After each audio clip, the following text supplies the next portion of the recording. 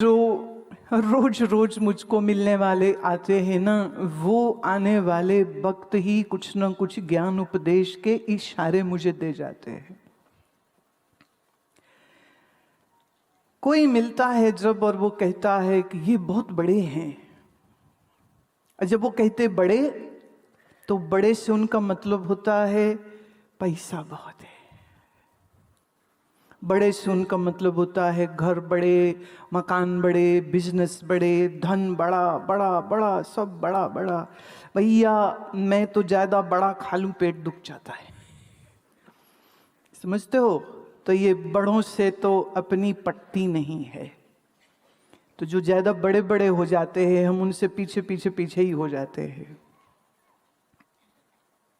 जब देखती हूँ लोगों को कि उनके पास धन है, संपत्ति है, पर प्रभु भक्ति नहीं है, तो उससे बड़ा गरीब कौन हो सकता है जिसके हृदय में भक्ति नहीं है।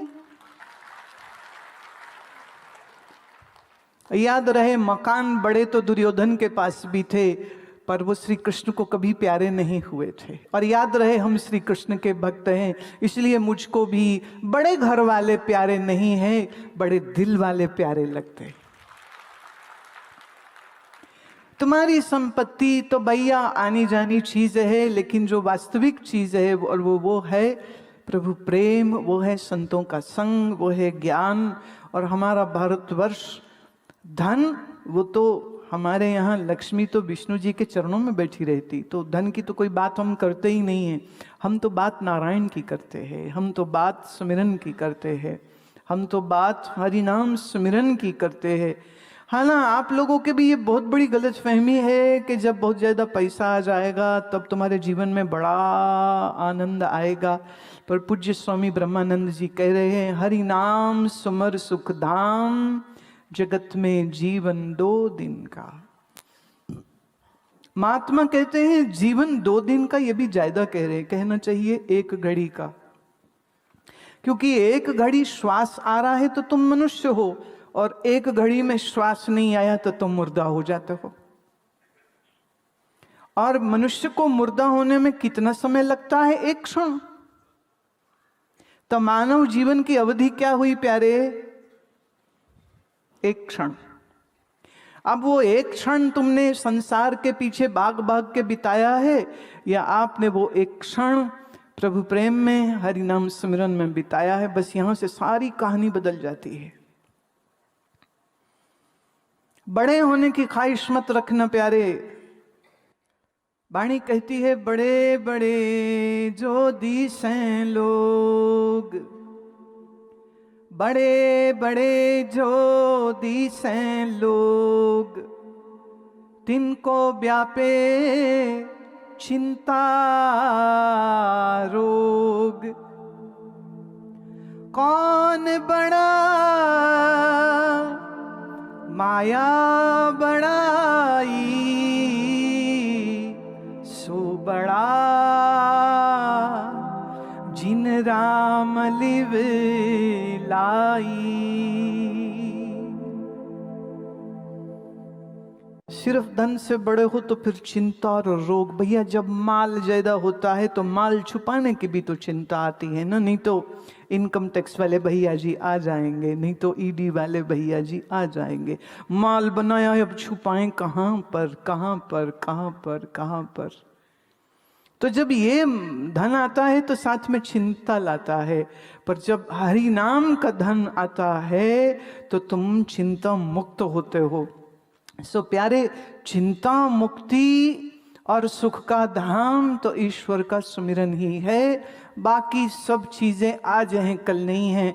और ये मैं फिर कह रही हूँ, गोस्वामी तुलसीदास कहते हैं, बड़े भाग मानुष तन पावा, सुर दुर्लभ सद ग्रंथन गावा, साधन दाम मोक्ष का द्वारा। ये मोक्ष को प्राप्ति करवा सकता है, ये वो द्वार है मनुष्य जन्म। लेकिन अगर इसमें रहते भजन नहीं किया, सत्संग नहीं किया, तो फिर ये होगा कि इस द्वार से फिर नीचे ही गिरता है, तो नीचे जाएगा फिर कीट पतंगा पशु आदि योनियों में, फिर मनुष्य कहाँ? क्योंकि तुमको मनुष्य जन्म मिला और तुमने उसका सत्कार नहीं किया, सम्मान नहीं किया। ख्याल रहे, हमारे ऋषि परंपरा में ये हमेशा से रहा है कि जैसे ही बालक का जन्म हो, बालिका का जन्म हो, तो उसको ऐसा सुंदर नाम दिया जाता था कि नाम उसके ग्रह, उसके नक्षत्र आदि देखने के बाद फिर नाम दिए जाते थे। आजकल नाम गूगल से होते हैं। किसी को मैंने पूछा नाम क्या है, अजीब अजीब नाम बताते हैं। बोले शाइनी है, कोई बोले हम शंकी हैं, कोई बोले हम ये है।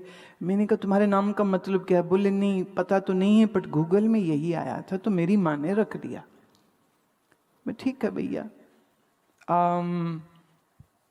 नाम के पीछे अर्थ होता है, इसलिए हमारे यहाँ परंपरागत ये है कि किसी विद्वान से या तो नामकरण करवाइए अथवा किसी ऋषि से नामकरण करवाइए, और वो सोच समझ के नाम में उसके जीवन की दिशा और दशा और लक्ष्य क्या होगा ये बिल्कुल क्लियर हो जाता। और हर चीज में सिर्फ पार्टी करना आवश्यक नहीं होता है, और पार्टी के नाम पे शराब पीना, मांस मच्छी खाना और नाचते फिरना। मेरा आपको एक नम्र निवेदन है, जब तुम्हारे बालक बालिका का जन्म दिवस होए उस दिन कम से कम उस दिन पूरे घर के लोग सुबह ब्रह्म मुहूर्त में जागिए, स्नान करिए। आपके जो इष्ट हैं, आप जिनको भी मानते हैं, उस मंदिर में जाइए, पूजा करिए, बैठ करके बच्चे से उस दिन इष्ट मंत्र का जप करवाइए। और उसके बाद अगर आपके माने शहर में अनाथ आश्रम है, कोई वृद्धाश्रम है, अपने बालक बालिका को वहाँ लेके जाइए और उनकी सेवा अपने बच्चों के हाथ से करवाइए।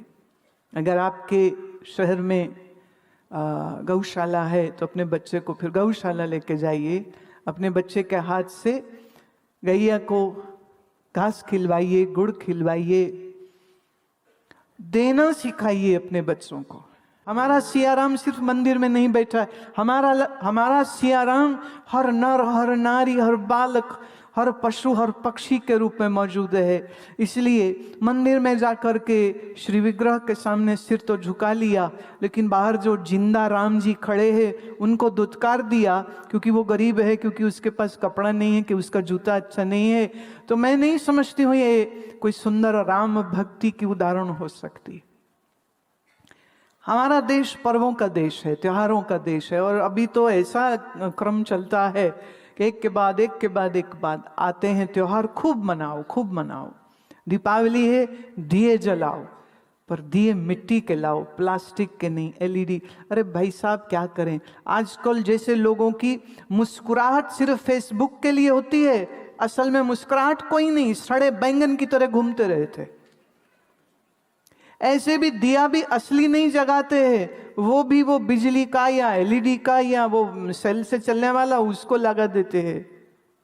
कुछ तो जीवन में असली असली चीजें ले आओ, कि सब कुछ नकली नकली रखोगे। नकली दांत रखो प्यारे, मैं उसको मना नहीं कर रही हूं, नकली दांत जरूर रखिए। कान में नकली जो सुनने की मशीन है वो भी जरूर रखिए, मैं उसको भी मना नहीं करती हूँ। पर दिया मिट्टी का हो, तेल हो, बाती हो, और फिर जब उसको जगाएं इन दीपों की जगमग से, बाहर का अंधकार तो दूर होता है। बड़ी चीज ये है, मेरे मन का अज्ञान और अंधकार पहले दूर होना चाहिए। तो राम को सिर्फ मंदिरों में मत देखो, राम जन जन में है। तो जो जन जन में राम देखता है, मेरी दृष्टि में राम को उसी ने समझा है।